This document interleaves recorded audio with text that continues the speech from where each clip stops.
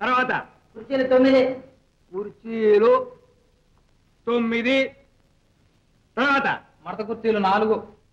మడత 4. వెళ్ళగానే వెళ్ళొచ్చాం, వెడదాం పదండి. కాఫీ కక్కుర్తి కోసం మనం వస్తే వీడు మరజేబులే తడివేట్టున్నాడు. రే సుందరం,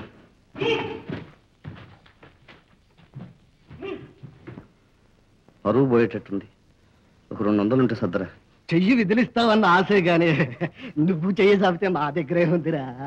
మాకే లేక మేము బాధపడుతుంటే నీకెక్కడ తెచ్చిస్తావరా బ్రదర్?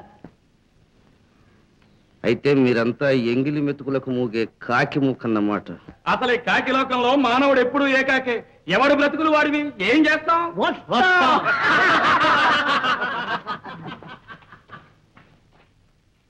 చూసావా ప్రభాకరం, ఇది ప్రపంచం. చెరువులో నీళ్లున్నప్పుడే కప్పలు, చేతిలో డబ్బు ఉన్నప్పుడే స్నేహితులు, చుట్టాలు. మధ్యతరగతి భేషజాలు, తెచ్చిపెట్టుకున్న అంతస్తులు నిలబెట్టుకోవడానికి, బండార బ్రతుకులు సాగించడానికి ఎన్ని అమాయక మధ్యతరగతి కుటుంబాలు బలైపోతున్నాయో, ఎంతమంది కుటుంబీకులు నాశనం అయిపోతున్నారో నిరూపించడానికి నీ చరిత్రే చక్కని తార్కాం. ఇదిగో, చెయ్యగల తాహతున్నా నీలాంటి వాడికి సహాయం చేయడం చెడగొట్టినట్టే అవుతుంది. చేసుకున్న వారికి చేసుకున్నంత మహాదేవ. అయ్యా, ఇదిగో సామాన్య జాబితా, సంతకం పెట్టండి.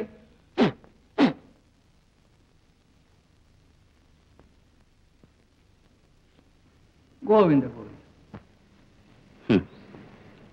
ఉన్నదనుకున్న పరువు పోయింది, దాని మీద వ్యామోహం పోయింది. ఇక మిగిలింది నాకు మీరు, మీకు నేను.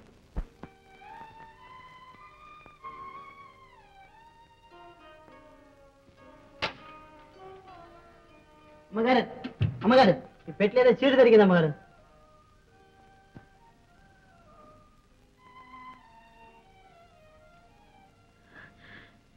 నేను నానమ్మ దగ్గరికి వెళుతున్నాను. కృష్ణ,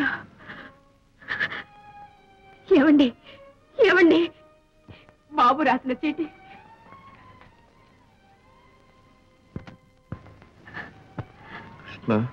వయస్సులో చిన్నవాడైనా వాడు మనకే దారి చూపించాడు.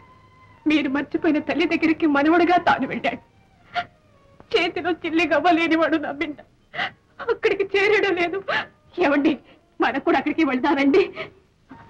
ఏ ముఖం పెట్టుకుని వెళ్తాం, ఎలా వెళ్తాం? చూడు ప్రభాకరం, తిన్న స్నేహితులు మర్చిపోయినా కన్న తల్లి మన్నిస్తుంది.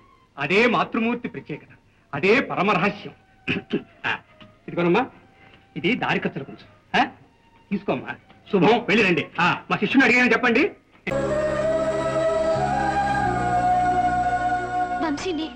నువ్వేం చెప్పబోతున్నావో నాకు తెలుసు.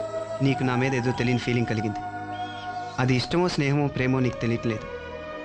ఒక్కసారిగా నా గుండెల మీద వాలిపోవాలనిపిస్తుంది. అవునా శిల్ప?